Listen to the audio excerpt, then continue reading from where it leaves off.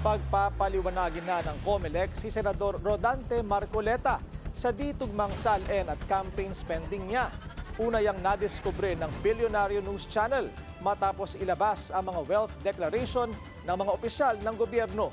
Narito ang agenda report ni Liza Bonzo. Maglalabas na ang Commission on Elections ng show cause order laban kay Senador Rodante Marcoleta kaugnay ng umunoy inconsistency sa kanyang SALN at campaign spending noong May midterm elections. So marapat din na gagawin din namin ito upang hingyan namin siya ng paliwanag. Total naman yung SALN ay naging public na dahil nilabas na rin po naman ang mga senador natin, and at the same time meron kaming kopya ng SOSE.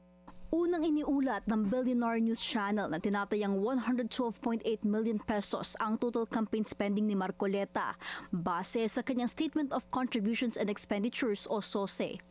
Higit sa doble ito ng idineklara niyang net worth na 51.9 million pesos sa kanyang 2025 SALN. Sa pagsisiyasat ng komisyon, nagtugma naman daw ang total expenditures ni Marcoleta. Pero ang tanong daw ay bakit hindi nito idineklara ang pinagkuhaan ng campaign funds niya.